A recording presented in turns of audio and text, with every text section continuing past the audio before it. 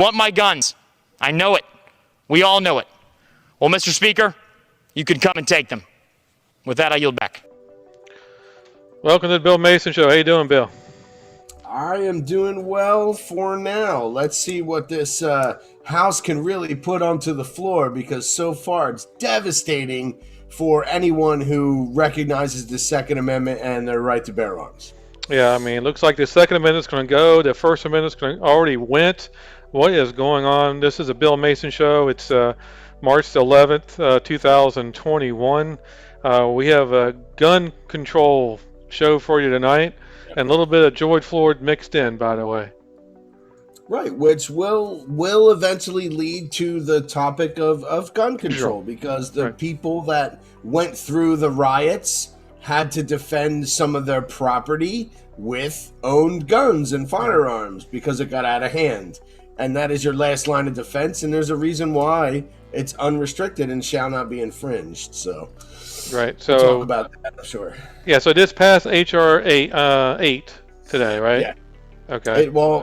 HR 8 was the formal registration and background check, which both of them actually existed, but now they found a way to make the states that weren't cooperating to now have to cooperate with the quote-unquote registration. Okay. All right. And that was Madison Cawthorn that was at our opener there. We have the rest of the video. We're going to show you very, very passionate video about gun control. We're going to play that. And we have a lot of other things we're going to discuss about these bills. There's HR 8 and HR 1446. Bless you, Bill. Thank you. It's the pollen. Allergy season's getting me. It is. So it's HR 1446 and then HR 8. Is that correct? That's going through or trying to go through? Well, for 1446, they actually postponed it. They're not going to. They did a roll call vote, and they didn't have enough people wanting to come forward and roll call on it, so they postponed it. Okay. So that one didn't even actually get voted on.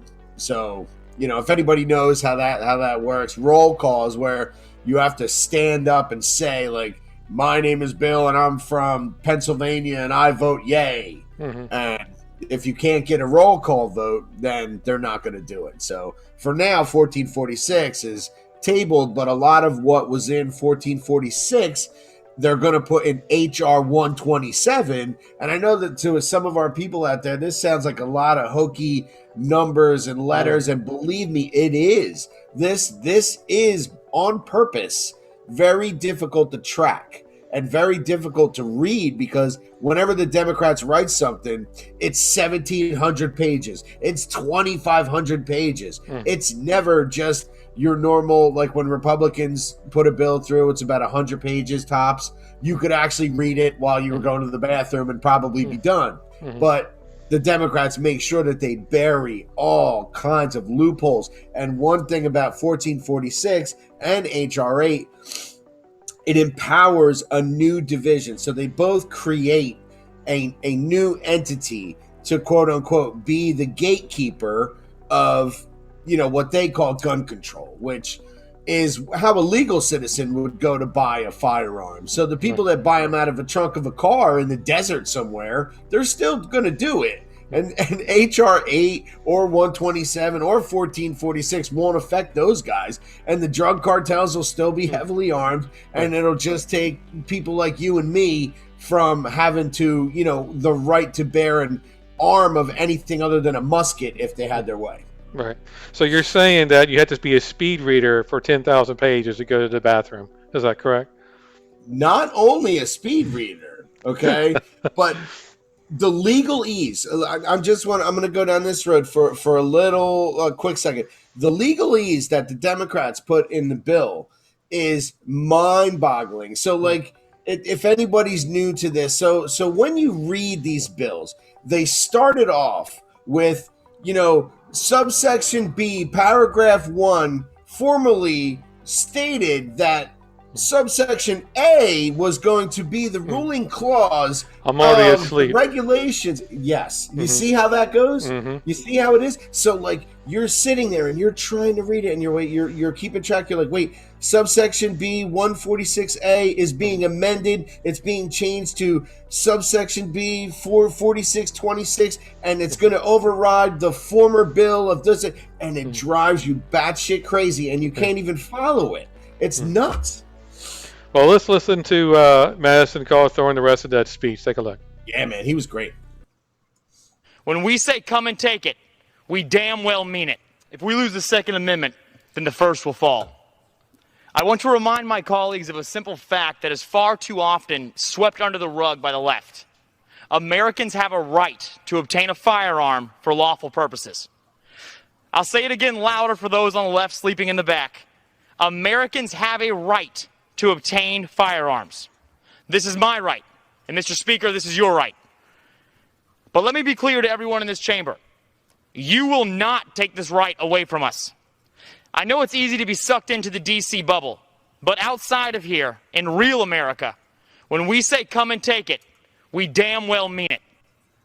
This bill would unconstitutionally place the burden of proof for firearm purchases and transfers on American citizens instead of placing the burden firmly where it belongs, on the shoulders of the government.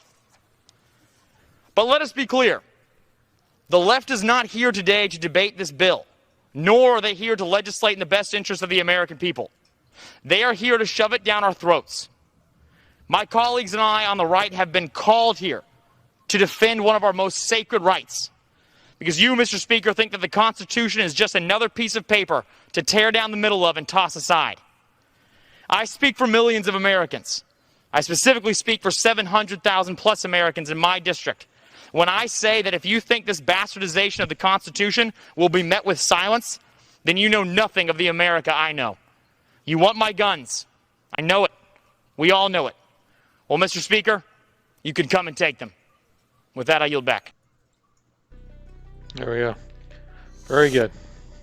Couldn't say it more, but it's been better.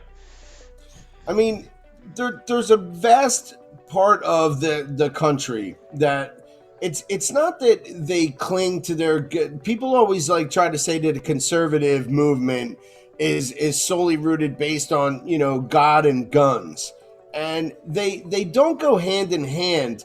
But what happens is, yes, you do hunt on Saturday and go to church on Sunday. That might be part of the culture.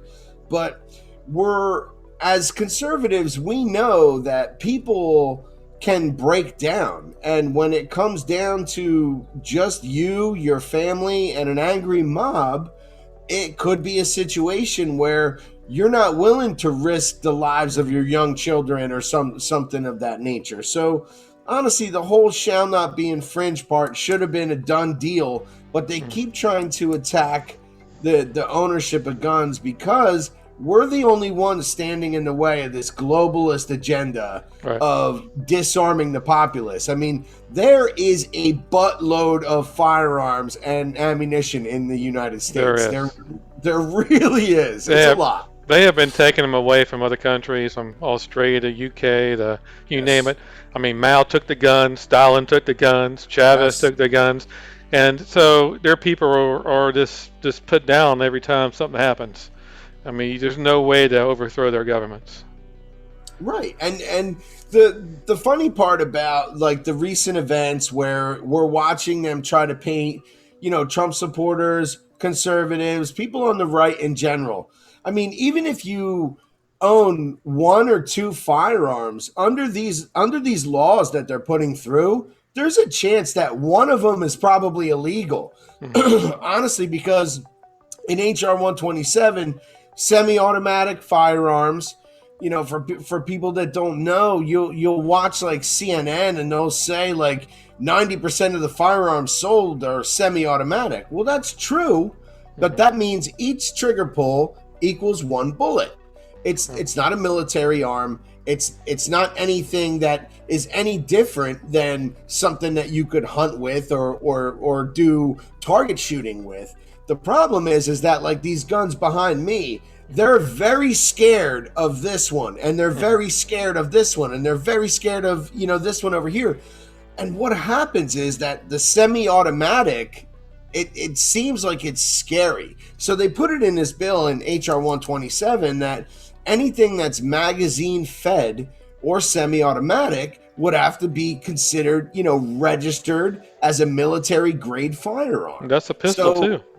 That's a pistol as well. Yeah, exactly. So most people that went out and bought firearms, and I can only speak for the people that are new to the firearm ownership, because I've owned guns for a long time, and my family got me into it and showed me gun safety, and I learned from a young age, and I'm grateful for that. Some people are just getting into it, and they don't want a scoped bolt action rifle because the reason they're buying guns is because of the George Floyd protest. It's because whole neighborhoods were on fire. It's because the police couldn't respond. And it's because they don't want to be in a position where they have a scoped bolt action rifle. I mean, they're not Lee Harvey Oswald. Yeah, look at 100 people coming at you. You're going to do a bolt action rifle. And honestly, I can speak from, experience. I remember during Hurricane Sandy up here in the Northeast, it hit us really hard. And there was some power outages that lasted days. And then there was some looting.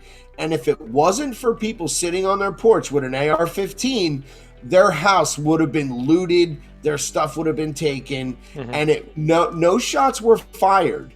But the fact that some dad was on the porch just sitting there with it in his hand, all the looters kept walking. And they just moved on to a house that didn't have a guy on the porch with an AR-15, to be honest. So with that being said, you want the most effective weapon that you can possibly have. And that's why the sales of the AR-15 went through the roof. So they want to demonize this firearm, the most owned firearm probably in the country, and turn it into everyone's illegal and a felon for owning it. And it's a very dangerous way that they're going about it, because there are law enforcement agencies all over this country, especially in your great state of Florida, where sheriffs are coming forward and saying, I don't care what the federal government says. I am not knocking on doors and confiscating guns. It is never going to happen. Not in my county, not on my watch. So that's taken place all over the country. Texas is a big place for it. Texas and Florida are leading the way, and I love that. But a lot of these other states, Arkansas, Alabama, West Virginia, Nebraska, Kansas, they're all saying the same thing. They're putting bills basically to nullify Second Amendment based infringements, and they're making their states like the best part about the argument that I heard is that if they can make a state a sanctuary state where you could be a legal alien and no one can prosecute you, they're making Second Amendment sanctuary states where there's no law that's going to go against the second. So this is really what is coming down to, where it's going to be federal versus state, and some states are going to really stand up for America, basically, and make it so it's almost impossible to confiscate, I think. I hope. Well, that's good. I mean, I understand locally would have to rise up to defeat the federal government from taking our guns, yes. Definitely. So we have Nancy Pelosi, your favorite woman. She talked today about gun control. Oh my gosh, she makes my skin crawl. I swear. Something about her, man. I think she was drinking today too. I'm sure. I mean, we pay for Grey Goose vodka to the tune of $45,000 a year for her. Yeah. Let's take a look, see what she said. Yeah. An environment in which they can thrive safely is what we are talking about today. There is nobody in Congress whose political survival is more important than the survival of our children. We think this should be bipartisan in the Congress, as it is in the country. Overwhelmingly, there's broad support for the background checks legislation. So we hope that with the big, strong bipartisan vote we have today to send it over to the Senate and the drumbeat across America, that the change will come. We have told the survivors when they have come here, when they could, and in our communications since then that we are not giving up until the job is done, until we pass this legislation, which will save lives. There we go. So is this for the children? That's what drives me batty about the Democratic Party, is that they'll use gun legislation as to protect the lives of children, but don't forget that these Democrats passed legislation to kill born babies. Right. I mean, this is nuts. It's hypocrisy at its finest. It is. I mean, I don't know any gun owner who supports children getting shot. Not a single one. No. Not a law enforcement officer, not a private owner, not an ex-military. No one supports children getting shot. Now, the whole thing where they use those school shootings as, you know, the boiling point for gun control, they don't talk about it in 2019, because I just went to the FBI crime statistics, and school shootings are down, way down. There were 13, 11 of them involved one student on one student, and the other ones were what they would call a mass casualty, which is more than 3. But violent crimes were 1.2 million, and almost 600,000 of that were rapes. So, like, if we're going to talk about the real issue of crime in this country, I mean, the guns aren't really being used for not only the violent crimes or the murders. And the other thing I found real quick, I just want to stumble upon, is in 2019, there were 6.5 million property crimes. Now, property crime is like arson, forced home entry, breaking and entering, stuff like that. But in 2020, our favorite year, 13 million property crimes. Okay. And that includes arson. And let me tell you, the damage, the death, and all the stuff that goes with this 13 million property crimes should be addressed before they even touch on these gun bills, if you ask me. Right. I agree. I'm more scared of arson, to be honest. Like, Yeah. I own firearms. I have enough for every member of my family, but I'm scared to death of fire. I mean, honestly, if somebody threw a Molotov cocktail through my window, I think I'd be less likely to respond effectively with that than if somebody was beating down my door. I've went over that scenario in my head like 100 times. Right. But honestly, if Antifa was throwing Molotov cocktails through my windows, I would be shitting a brick, to be honest with you. Oh yeah, you got to shoot them before they throw it. That's what I mean. But what, you know, listen, and the other thing I want to touch on real quick is that all of these crimes, like when you look it up, and anyone can go to the FBI crime statistics page, it's all there. People love soft targets, okay? They love schools. They love even hospitals. I was like, holy cow, there was 8 shootings in hospitals. People don't have guns in schools and hospitals. That's the reason. They don't go to the police station and start shooting people, or the army base. You never see somebody drive to the army base to take on the army. I mean, like, they want a soft target to shoot at. And these lunatics that want to do that, they do make a bad name for firearm ownership, but honestly, we outnumber them. The amount of people that own guns and safely handle them every day is in almost 100 million. It's probably 89 to 90 million. Yep, a lot. So that's why we need to have guns, so we protect ourselves, so crazies will leave us alone. Let's take a look at Representative Burgess Owens. He had a great speech too today. Take a look. And as these bullies and cowards approached the House, they heard the click of rifles and left as fast as they came. H.R. 8 and H.R. 1446. In this last week, I received over 1,000 emails from constituents in strong opposition to these anti-gun bills. Here's a sample. H.R. 8 will make it impossible to sell or loan guns to my relatives and trusted friends. These bills appear designed to impose restrictions on natural rights guaranteed by the U.S. Constitution. And finally, stand up for our rights and oppose these measures with every tool in your grasp. I absolutely will fight these measures with every tool in my grasp. These rights to protect my life, liberty, and property were granted to me by God and cannot be taken away from me by D.C. bureaucrats. I grew up in the Deep South at a time when Black Americans were unable to defend themselves. After the Civil War, black codes and Jim Crow laws prohibited people of color from owning firearms. In mid-1950s, Martin Luther King Jr. kept firearms for self-protection, but his application for concealed weapon permit was denied because of racist gun control laws in his state.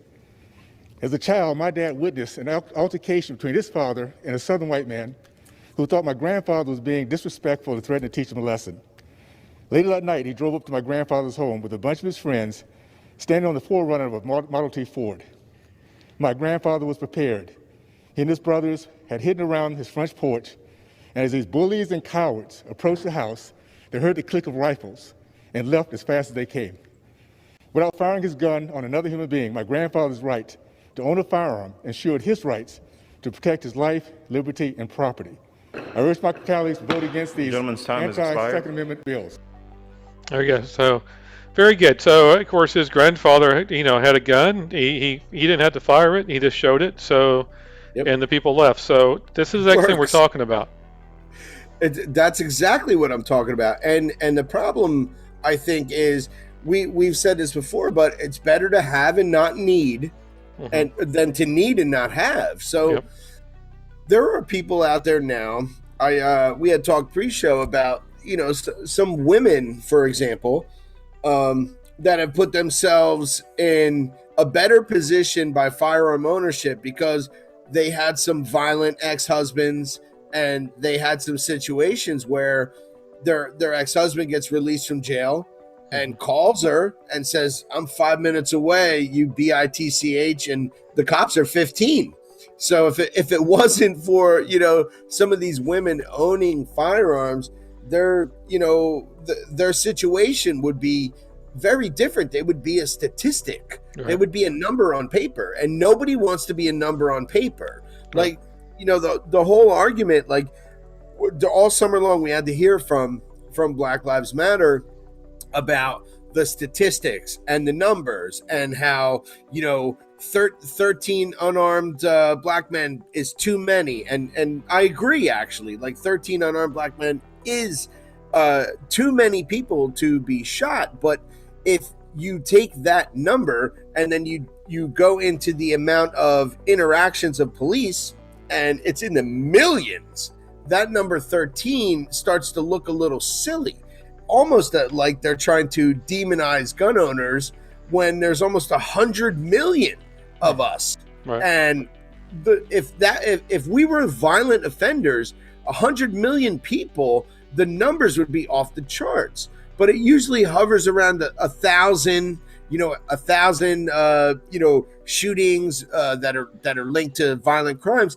And they separate out the gang shootings. Actually, thank God, the gang shootings are triple that. There are 3, 4, 5, 6,000, murders in this country that are illegally obtained firearms and used in the drug trade. And a lot of them are unsolved as well.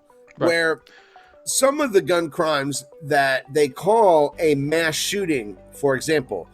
There was one here, I wrote it down. There was one here in Tennessee where a woman was alone in her home. 3 men pulled up and she shot all 3 of them. Okay. That's a mass shooting. Okay. Under the FBI's statistical guidelines, she, even though she was defending rights and property, she shot 3 men that were trying to break and enter into her home, and she was alone. Therefore, that's a mass shooting under the definition. So the statistics can be twisted and played with in any direction. Yeah, people don't understand that if you take guns away from people, law-abiding citizens, the illegal people are still going to get the guns. Yes, absolutely. They're gonna go buy it in the black market. They're gonna have guns. We're not gonna have guns. The politicians will have bodyguards, and we'll have nothing. Well, look what they did in Washington, D.C. They literally fenced in Washington, D.C. and surrounded it with thousands and thousands of guard troops. That just goes to show you how the government entity people look at themselves, because they can strip away the average homeowner's right to own a firearm, but when they get scared, they call in the National Guard. Right. I mean, honestly, it's really that bad. And I'll say this to Nancy Pelosi: tear down that wall. Exactly. Mhm. I thought walls didn't work until No. they put one completely around Washington, D.C. Yeah, they said it didn't work at all. Remember, they said the Trump wall wouldn't work. It wouldn't Why? work. It was Why too would this wall expensive. work? It was too expensive. And you Yeah. know what's so costly about the DC quote unquote wall Mhm. is that honestly they're fences that could be crashed through with a heavy vehicle. Right. So you need the presence of those people, and it's costing hundreds of thousands of Mhm. dollars, man. So this whole thing, it's like the hypocrisy of the Democrats, where they feel as though by taking law-abiding citizens ownership away from them, they make it seem as though they're doing something for the children, like we saw with Nancy Pelosi, like they're helping the children, but they're really not. It's just an effect that long term makes it harder for the average American family to defend themselves. And as we watched all summer long, the Democrats support lawlessness, just rampant, whatever. They can make an autonomous zone because they're upset. And then all of a sudden, what if you lived in the George Floyd autonomous zone? Okay, I live on Mulberry Street or whatever it is. I'm coming home from work and I'm like, hey, who are you guys? And they're like, this is an autonomous zone. And I'm like, F you, I live over there. Well, I need to go home. We have a video of that. Let's take a look at George Floyd's autonomous zone. Take a look. See what happens when you go up there. This area behind me is the George Floyd Memorial. This is where George Floyd was killed back in May. Take a look. These barricades have been set up by protesters and supporters of the movement. They don't allow anyone in, not even the police. It's called an autonomous zone. And You're going to be in a bad situation here in a second. oh, I thought if we were on this side of the barricade. No, you're going to be in a bad situation in a second. What do you mean by Because bad you've been called out situation? for what you are and you need to get out of here. Please go. Even on We this side of the know barricade. what you are. You need to get in your car and go. We're just media. I don't give a who you are. You've been called out for who you are. You need to get in your car and go. It's very tense near the memorial, and a militant-style group has closed off several blocks with barricades. What's the situation at the memorial? The situation at the memorial is, from what I understand, is kind of volatile. People that want to go and support doesn't feel a sense of inclusion. There is more of a like militant type atmosphere over there and a sense of fear. Kim Griffin supports police reform and was outside the courthouse protesting Floyd's death, but she does not agree with what's happening at the memorial. Her nephew, 28-year-old Emez Wright, was shot and killed there over the weekend. Were police able to get in and help him? Or Police were not. There we go. So you live in that goes for a couple blocks. I mean, maybe even more.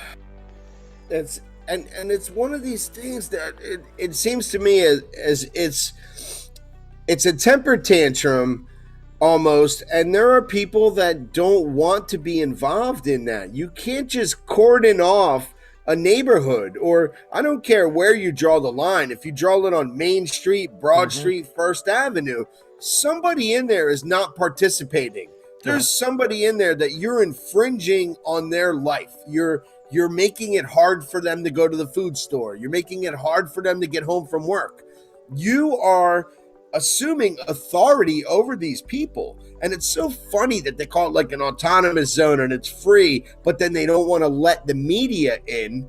And all of a sudden they become fascists and they have all of a sudden they're authoritarians and they have now become the overlords of this area. Wow, see how that works? You put a border up. All these people are against borders, right? Well, essentially what they're doing is putting up walls, fences, and establishing borders, and then they're establishing their own rules. There's houses in there. I mean, how do you just? There's a house right there with a barricade. How are they going to let them in? Yeah, you know, and there's businesses there. There was George Floyd died at that where that restaurant was. What is that restaurant doing? What are these people doing? Are they calling the police and say, "Hey, can you get rid of these barricades?" I don't think, honestly, there's been some changes, but I don't think the police are allowed to respond to anything but murder. So they basically they've reduced, assaults go without response. Vandalism goes with no response, theft goes with no response. So I mean, honestly, it's like the situation where you would need a firearm. I mean, to defend yourself. If we're going to have these rogue bands of people who are upset just cordon off street corners and claim territory, I mean, we're getting back to, the frontier. I mean, feudalism. we're becoming like Clans. frontiersmen. Yeah. Exactly. Yeah. And we had talked about it a few episodes ago, actually, when we had North Florida Norm on, where we were talking about how important it is for your neighborhood. Like, know your neighbors, know that if, like, hey man, if there was a situation, like, could we team up and, like, make sure that everything's okay here, or are you just going to hide behind your couch while I fight everybody off? You need to know that firsthand, honestly. I mean, it's a weird conversation to have, but here we are in 2021, lockdown under COVID. What a better way to, like, I don't know, meet your neighbors, like, and talk about, hey, what would happen if the neighborhood next to us was on fire? What would we do? Right. So, well, we'll get Norm back on again. We'll talk about Operation Freedom that he's heading up, and when we talk about guns, I'm sure that's going to be a hot topic. It's going to be a hot topic because, believe me, I mean, you're in one of the most free states there is as far as ownership, but we're going to watch them put everything they talked about on paper. Okay, so that's like the first step. It's like, you write up a contract, and then you got to go enforce that contract. So, I mean, the second step of all this legislation is where it really gets dicey, and you really start to infringe on the rights of American citizens who already feel threatened. 75 million of us feel like, we did not, represent ourselves effectively to the government. We watched the Supreme Court not support us. We watched, our local legislators, some of us, our local legislators let us down. So if we're ever in a position where it's back to just groups of bands of citizens, and the term militia, I know the left always tries to say, oh, that's about the National Guard. No, it's not, because the militia is not government. It's the opposite of government. It is. So here we are, where we're going to argue the semantics of something that has been established for hundreds of years. The shall not be infringed part it should be clear and cut, but they will not stop until they get some kind of draconian infringement. And I am scared to watch them try to enforce this, honestly, because there are some states where it is not going to fare well for anybody who engages in the confiscation of firearms. No, it won't end well. Well, that's the show tonight, Bill. Do you have any last words? Last words are, I mean, we are all, I guess, in this together. If you know your neighbors well enough to have conversations, I mean, it takes a while to build a relationship, but honestly, I would start relationship building locally with the people in your neighborhood. You probably have similar interests, and just knowing their names and their phone number in times of panic or crisis, things like that are important, man. You don't want to break the ice with your neighbor when the power's out and there's a fire, a half mile down the road. You want to know your neighbor's name. You want to be able to call them and at least be on speaking terms. It's time to be more neighborly and get more local and make that an important thing of, like, the next phase of these few months going into this summer. I think we really got to band together just as regular people. Yeah, I agree. Well, thanks for watching tonight, and thanks for all the new subscribers as well. And Absolutely. Good night. Good night, everyone.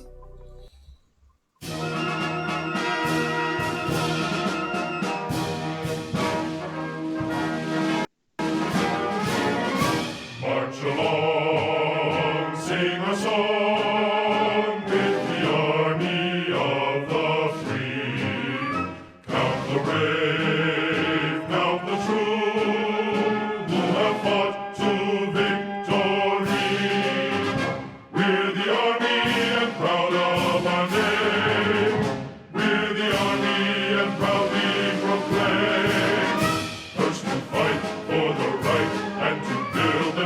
might, and the army